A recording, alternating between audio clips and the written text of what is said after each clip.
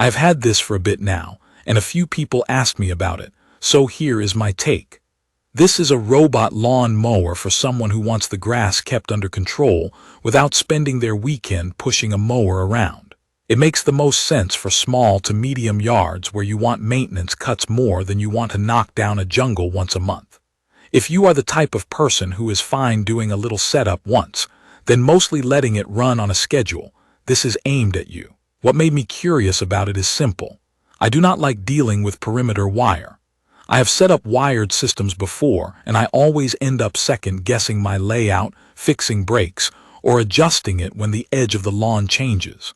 With this mower, I did not have to put a wire in the ground. That alone is what got me to actually spend time with it, because it removed the most annoying part of robotic mowers for me. On the ground, it looks modern but not flashy. The body is mostly gray and black with some orange accents. It is compact in a way that actually matters day to day. I can lift it and move it without feeling like I am wrestling a piece of yard equipment. It feels solid in the hand, not hollow or toy-like, and the plastic panels line up well. After it brushed against a couple spots around my yard, I did not see any loose parts or rattles show up. The rear wheels are large, and the material feels like a grippy rubbery plastic. On my lawn, that translated into it climbing over small, uneven patches without chewing up the grass or leaving ugly tracks. The top controls are straightforward once you spend a little time with them. There is a big stop button that is easy to hit without thinking. There is a screen that gives you basic status. There is also a manual height control, which I prefer over burying everything in an app. I will say the physical interface is not the most intuitive the first time you touch it. I had a moment where I was pressing and turning things, and it felt slightly less obvious than it should. After a day or two, I stopped caring because I used the app for almost everything anyway. Setup was the part I was most skeptical about, and it went smoother than I expected. I used my phone, walked it around, and let it map the lawn. In plain terms, it uses satellite positioning plus a camera to understand where the lawn edges are. In my yard, it picked up the clear boundaries well, especially along the driveway edge and the fence line. Where it needed help was in a couple messy transitions, like where grass blends into a mulched area with a similar color. In those spots, I had to slow down and be a little more deliberate while guiding it. Then later I did a quick edit in the app to clean up the edge. Once the map was set, day-to-day use was basically hands-off. I set a schedule and it left the dock cut, then went back when it was done or when the battery got low. For a yard around 1/8 of an acre, it felt appropriately paced.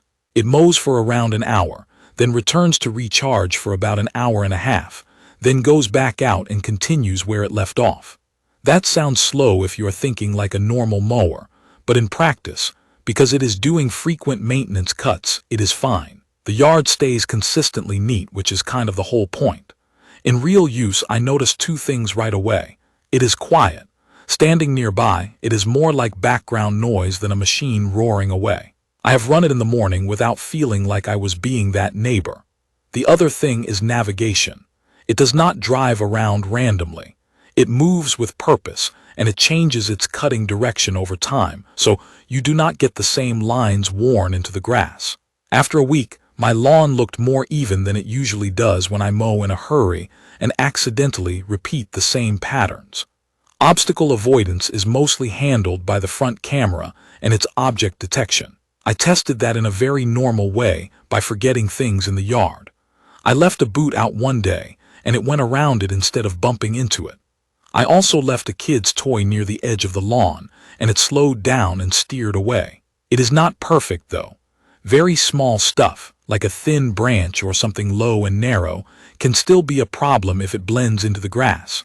So I still do a quick walkthrough sometimes, the same way I would before running a regular mower. It is just a good habit. The app ended up being the control center for how I actually used it. I could start and stop runs, change schedules, and edit the map. The mapping editor matters more than you might think. My yard has a couple corners and narrow sections, and being able to tighten up a boundary or mark an area as no-go made the mower waste less time and miss fewer spots. I also split my yard into zones so I could tell it to focus on the front or the back, depending on what needed attention. That was useful after a weekend when the backyard got more foot traffic and needed extra cleanup. Cut quality has been good for what this kind of mower is designed to do. It keeps the grass at a steady height and makes the lawn look consistently maintained. When my grass was a little longer than usual after a few rainy days, it still handled it, but I could tell it worked harder and it took longer to finish. This is not a machine I would rely on to rescue an overgrown yard in one pass. It is better when you let it run regularly and never let things get out of hand. Edge cutting is where I still do a little manual work. Along some borders, it leaves a narrow strip, especially in tight corners or where the boundary is awkward. That is not unique to this model. It is just a reality of round robot mowers trying to cut sharp edges. I spend a few minutes touching up with a trimmer once in a while, and that is still far less effort than mowing the whole lawn. Weather-wise, it has handled light rain fine. I am not stressed if it gets wet. I do avoid running it on soaked grass though. In damp conditions, clippings can build up more, and the result is not as clean. It can also track wet clumps around instead of leaving a neat finish. If you live somewhere that is constantly wet, you will probably end up adjusting your schedule more often. There are also a couple limitations worth saying out loud. The system is heavily dependent on good positioning and a clear enough view of the sky, plus the camera being able to see the edges. In my yard with a few trees, it stayed on course. In areas with heavier cover, I saw a little more hesitation and slower movement. It did not get lost, but it did not feel as confident. Also, while I like the app overall, I wish a few settings were easier to find. Some of the important options are not where my instincts expect them to be. After living with it, my overall impression is that it is a practical robot mower that actually reduces the amount of time I spend thinking about my lawn. The wire-free setup is the part I appreciated most, because it removed the thing I dislike most about robotic mowers. The mower is quiet, it navigates well in normal yards, and it keeps the grass looking consistent if you let it run regularly. It still needs a little help around tricky edges, and you still want to keep the yard reasonably clear of small debris. But that is a normal trade-off for this type of tool. If you have been considering a robot mower, and the idea of installing a perimeter wire has been stopping you, this one is worth looking at, as long as your yard matches what it is built for. If you have questions about anything I did not cover, leave a comment and I will do my best to help. Subscribe to the channel if you want more videos like this, and thank you for watching.